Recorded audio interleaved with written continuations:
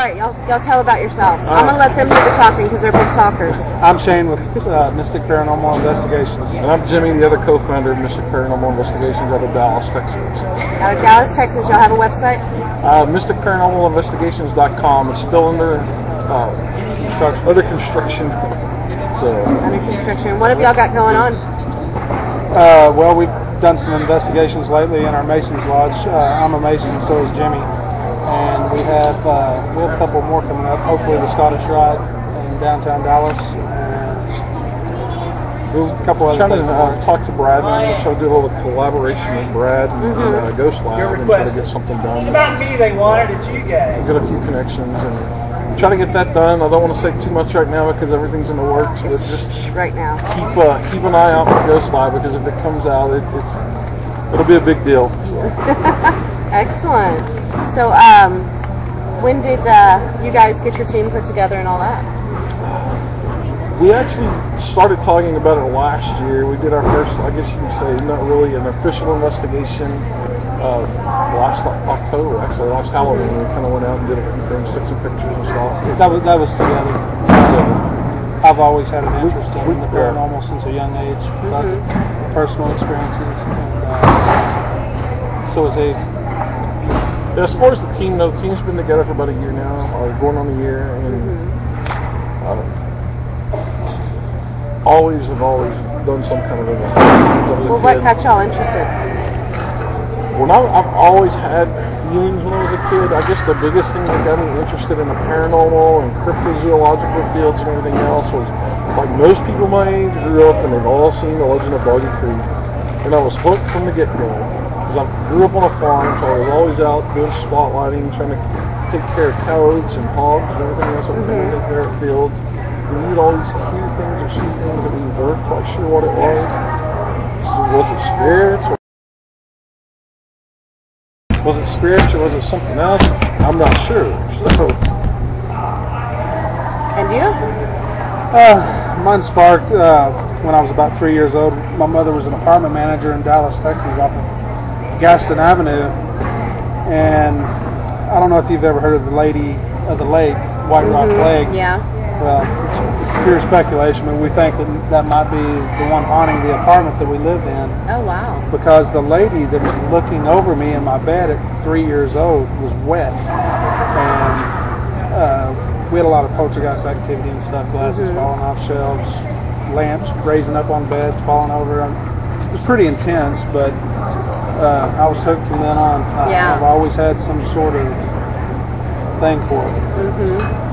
So y'all are a fairly new team, starting out and everything, and already getting going strong and all that. Got learn all center, so we're gonna. It's hard to get center, especially in a wobble chair. It's a big old wobble chair too.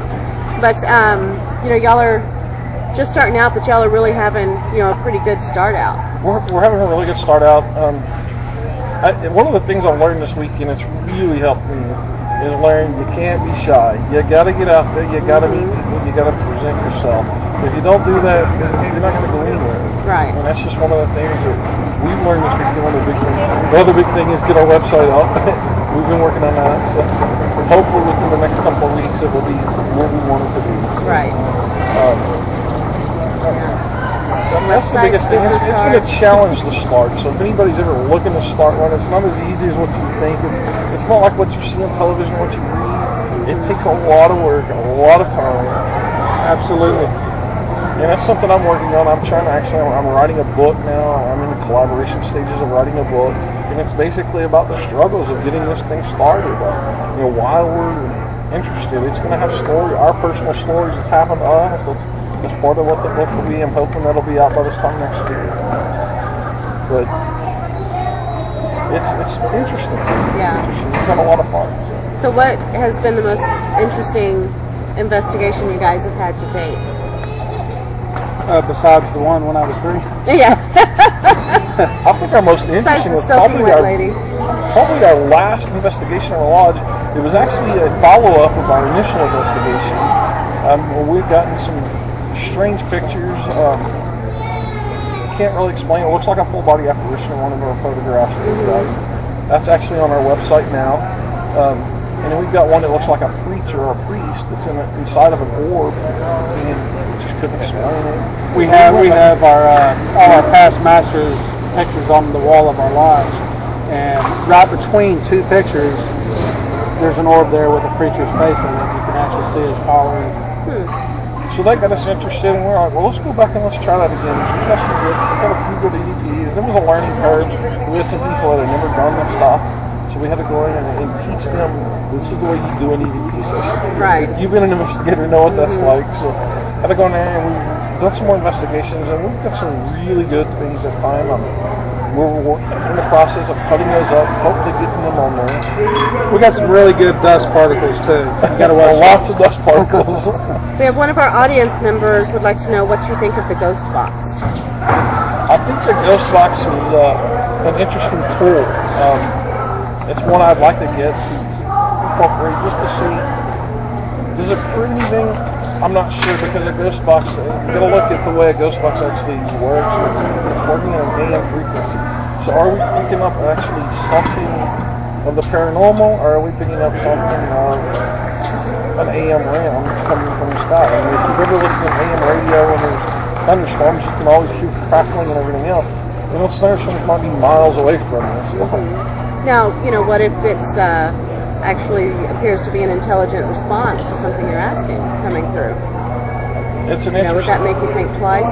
It would definitely make me want to try to disprove that, to figure out why it happened, because that's what we base everything. We base it on the scientific aspect of it. I want to know, okay, well, why is it doing this? What's causing it to do this? Give me some scientific evidence so I can dig back to the scientific world and say, look, here you go.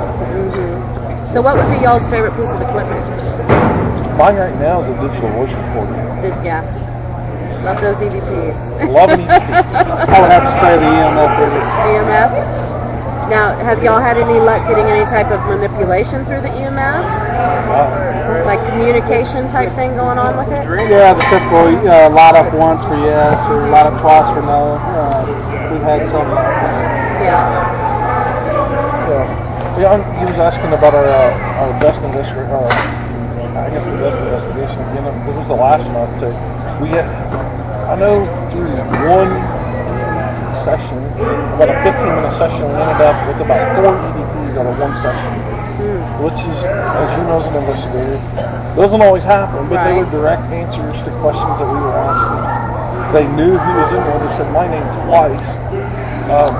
Right after that, Shane's actually scratched. They had scratching just. So, it's stuff that we can't explain. We don't know why, and that's stuff that we want to go back to.